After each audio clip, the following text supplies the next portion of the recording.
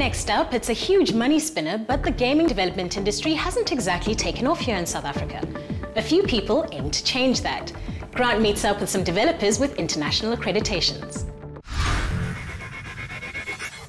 When I say world-class mobile video games, South Africa is not the country that first springs to mind. Tasty Poison Games is a development studio that has come up with great success after launching their iOS game, Pocket RPG. Its success partly hinges on the fact that the studio lead, Steve McIver, is a Canadian game developer with international experience, working on games like Jagged Alliance and Neverwinter Nights. I'm going to find out more about the studio by chatting to Steve myself. Let's do this.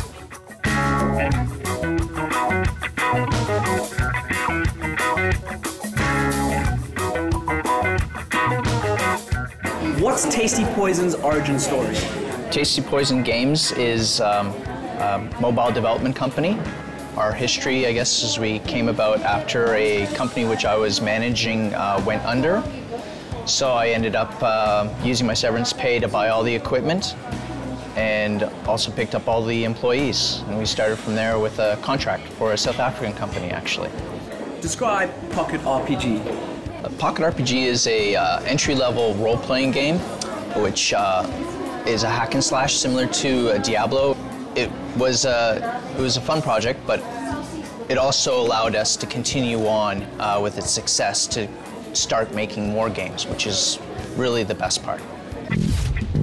Indeed, Pocket RPG got the company into a developing spree, making a bunch of games for clients, but ultimately inspired them to create another baby of their own, Dig, which is currently available on the App Store.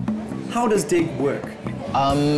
Dig actually works similar to an old school game called Kix, Q-I-X. I don't know why it's pronounced Kix.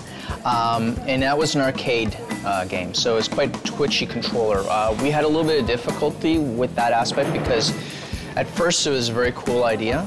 We brought it onto the device and we thought, yeah, twitchy, but it doesn't work so well with the swipe and touch type controls. So then we have to introduce more interesting aspects to it. So it's based on Kix, our version of Kix.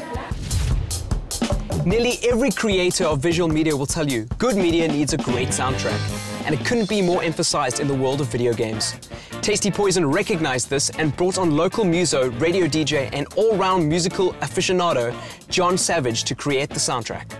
What garnered the interest to make a soundtrack for a video game? You know, when I was in cassettes, my entire life was about one band creating music for that band, like one vehicle for creating music.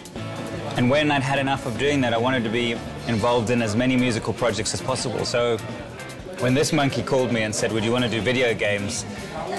I dig video games as well, so I thought we'd try it. I mean, it was the first time we've ever done it. It was a real challenge.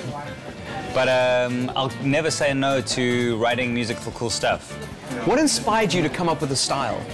For us, we wanted to do something really cool.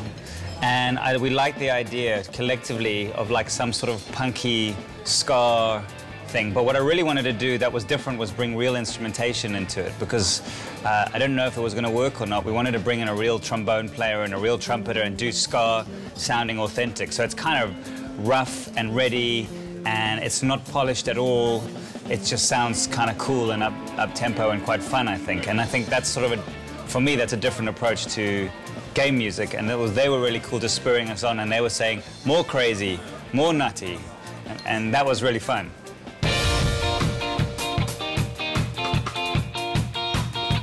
Game development is large and in charge on South African soil. With games like Dig coming out that are fully homegrown, it's no wonder we're making international footprints. Make it your mission to find out which South African games are being made and support them by buying them and rating them on their relevant app stores.